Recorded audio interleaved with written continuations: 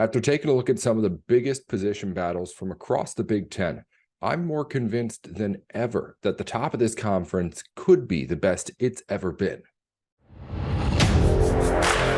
You are Locked On Big Ten, your daily podcast on the Big Ten Conference. Part of the Locked On Podcast Network. Your team every day.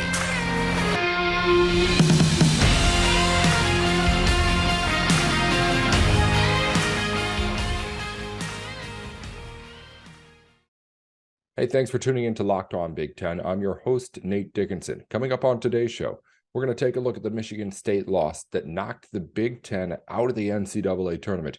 But I want to start off by getting into some of the biggest position battles across the Big Ten and why I think that we could be looking for a really, really good Big Ten season from not just Michigan and Ohio State, but maybe from Penn State too. And I've been preaching that for a while, but I was more convinced that these teams are going to be really, really good with some of the reading that I've been doing as of late.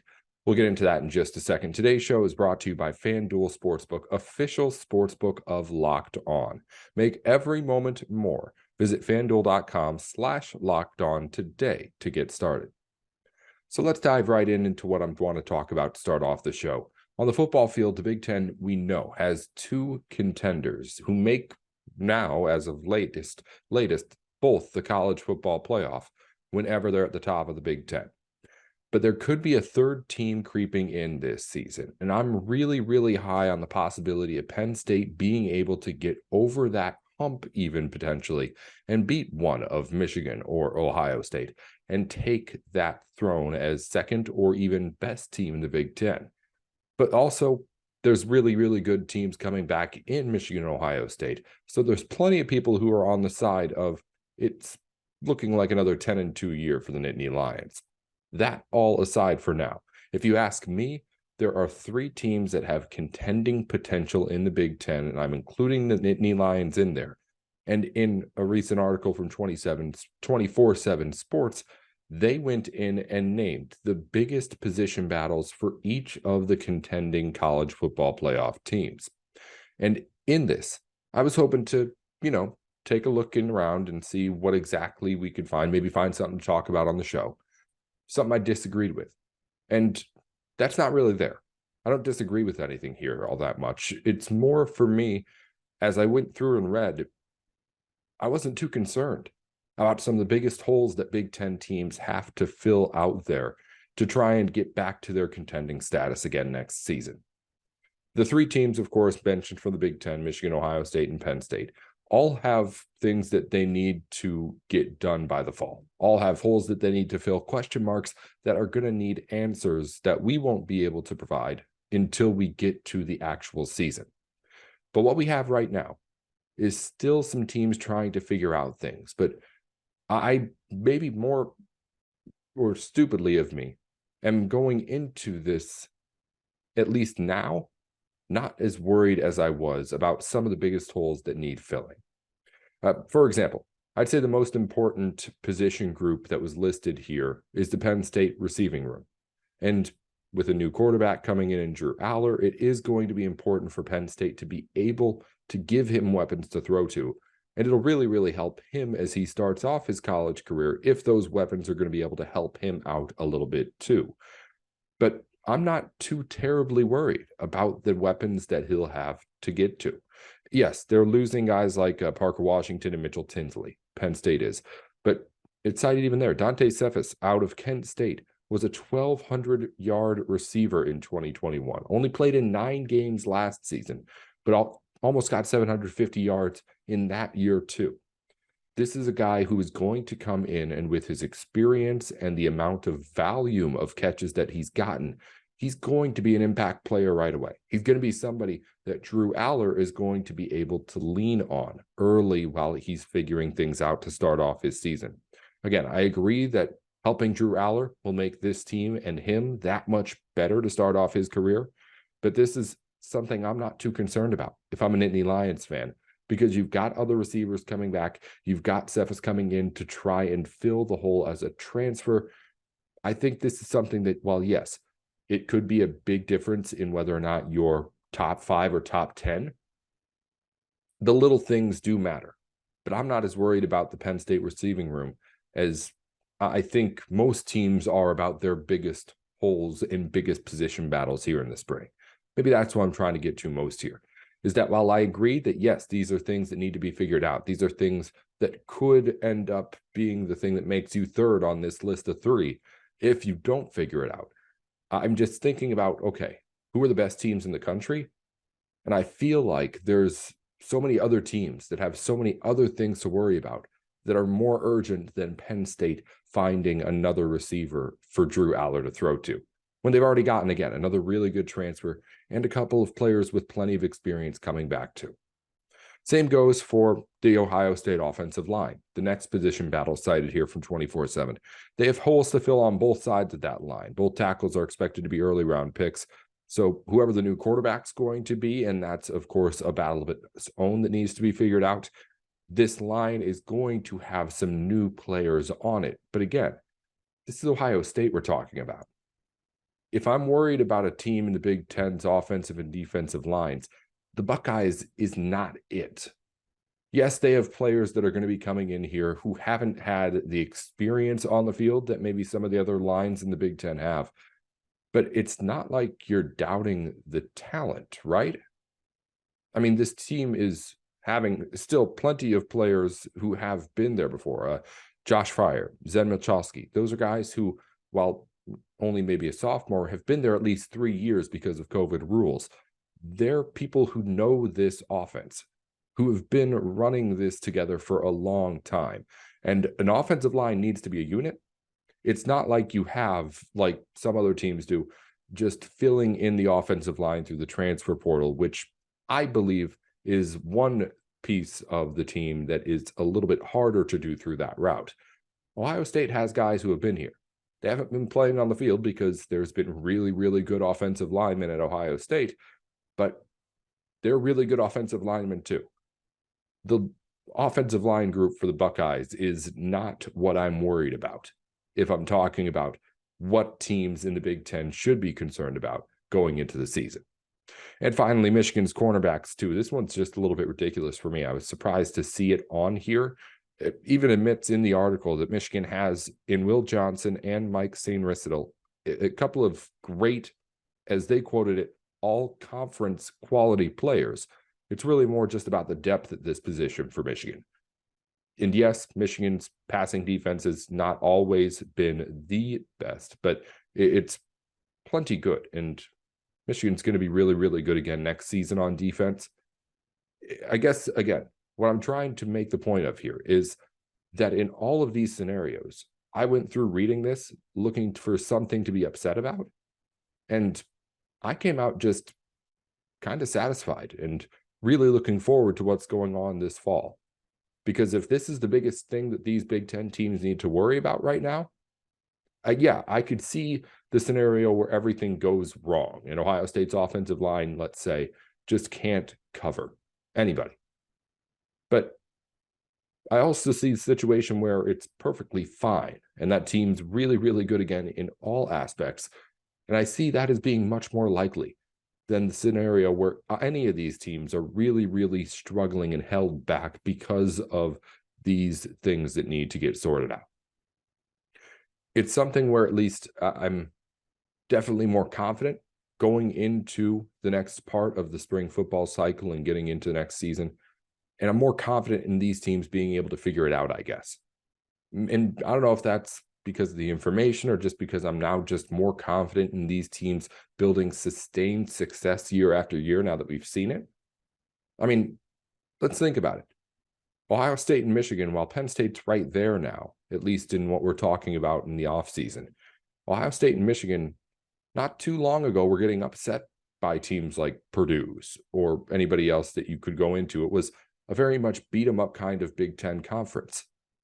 It's been a while since anyone's lost to anyone outside of Ohio State and Michigan in that rivalry.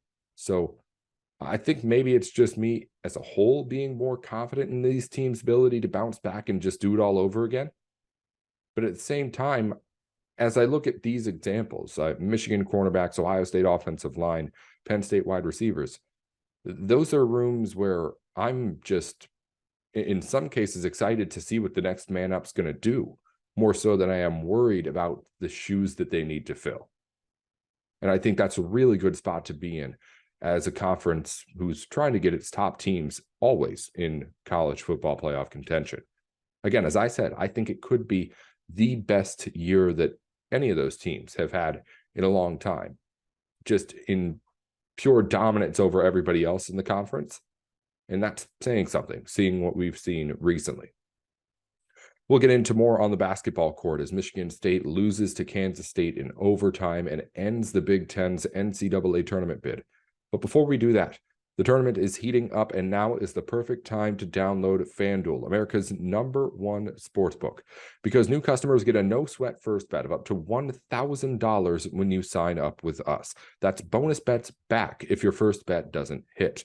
Just download the FanDuel Sportsbook app. It's safe, secure, and super easy to use. Then you can bet on anything from the money line to point scorers, threes made, any sort of prop you want to put anything on. You can do it over at FanDuel. Plus, FanDuel lets you combine your bets for a chance at a bigger payout with the same game parlay. So don't miss your chance to get the no-sweat first bet of up to $1,000 in bonus bets when you go to FanDuel.com/lockedon. That's FanDuel.com/lockedon to learn more. Make every moment more with FanDuel, an official sports betting partner of the NBA. All right, let's talk about the basketball court. Michigan State falls in a heartbreaker to Kansas State yesterday, and the Spartan season comes to an end, as does the Big Ten men's basketball season as well. And for the second straight year, we see this season ending in the early parts of the second weekend for the conference. It, of course, just opens the floodgate for more criticism, but we'll get more on that later. In this game itself, 98-93 final, Michigan State played really well in this game.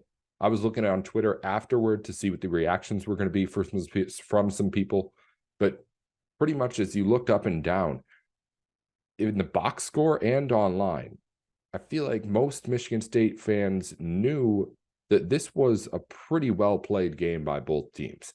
Nobody was really complaining that anybody did anything too poorly. And I mean, you look at the box score, nobody had really a terrible night for this team. Michigan State just didn't come out on top, and they ran into a bit of a buzzsaw in the night that Marquise Noel was able to have for that Kansas State team. The short guy was outstanding. 19 assists, a new NCAA tournament record. He finished with 20 points, iced things off at the very end for Kansas State, both with the lob pass and then the steal away from Walker in the last Michigan State possession.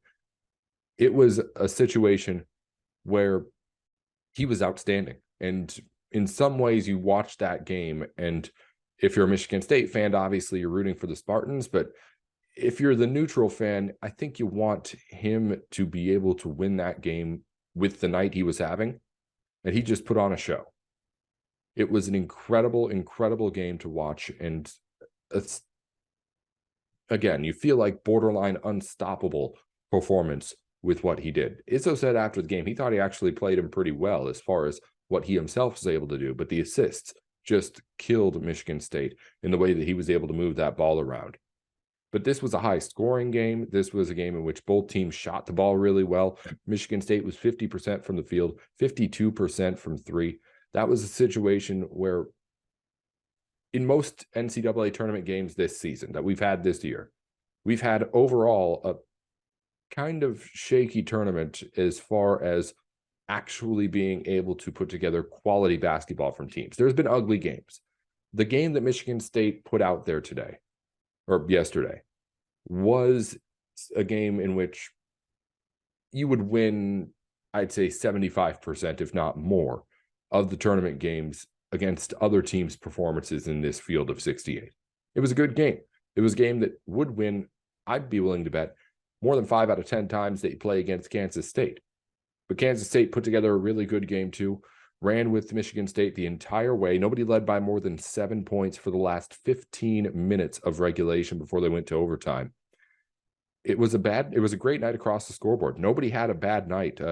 13-5 in the turnover column was really the only thing that really hurt Michigan State on the box score. Everything else was pretty good, to be honest. Big Ten's out early again. But I think this game is another testament to the idea that, hey, it's a lot of luck that you end up getting involved with this tournament. Kansas State, I don't know how far they end up going here, but they're now in the Elite Eight, and they played a game here in this Sweet 16 in which I think, at least in my head, you can't really expect to win that game too many times with the night that team had. They were not going to lose that game to Michigan State. They willed their way to a win, and the Spartans played pretty close to A-game basketball too, to be able to even keep it close and make it to overtime. This team was really good, and the Big Ten is still really, really good. I'll say it again because I know that the hate is just going to keep on coming out as we go through this tournament without Big Ten teams in it. But this drought is not an indicator of how good this conference is. Yes, it's something that's becoming, honestly, a little bit laughable to this point, and we can take the joke, but the point is that the Big Ten is no longer some sort of second tier, or is no longer, I'm getting my negatives mixed up. The point is the Big Ten is still an elite basketball conference. And the idea that they've dropped down to some sort of second tier, whatever that even is just ridiculous. This team is the talk of the country, or this conference is the talk of the country, year in and year out. And year in and year out, they put together the most NCAA tournament worthy teams out of any conference out there. And I'll say it yesterday, I'll say it again today.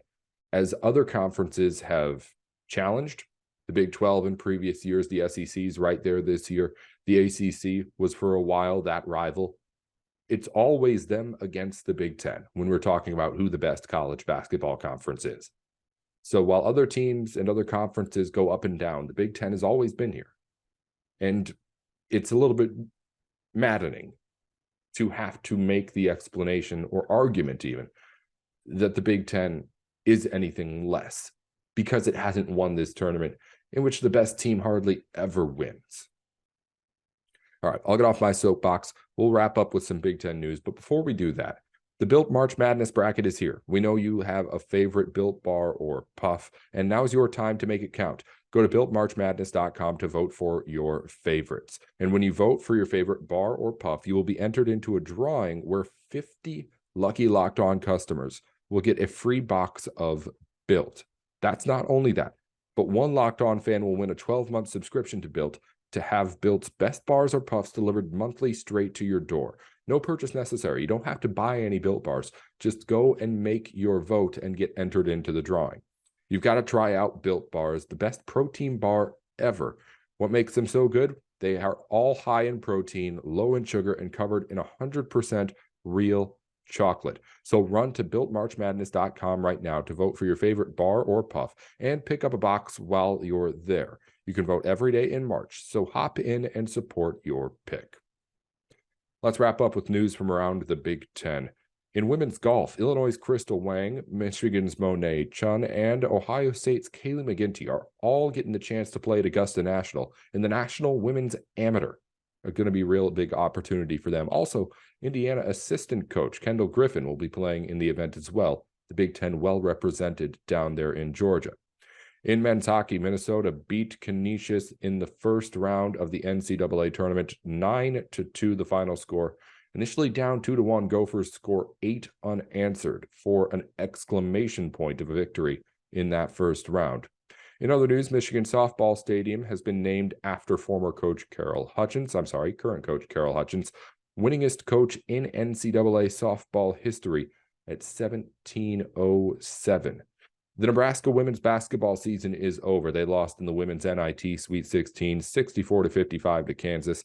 And the Big Ten has named an even 1,000 students to the academic All-Big Ten team for the last spring season. Finally, Iowa offensive lineman Justin Britt has entered the transfer portal, as has Minnesota's defensive tackle Trill Carter. Minnesota also got a commitment in the class of 2024. 3-star wide receiver Corey Smith out of Indiana has committed to the Gophers. He did not have any other Power 5 offers at the time of the commitment.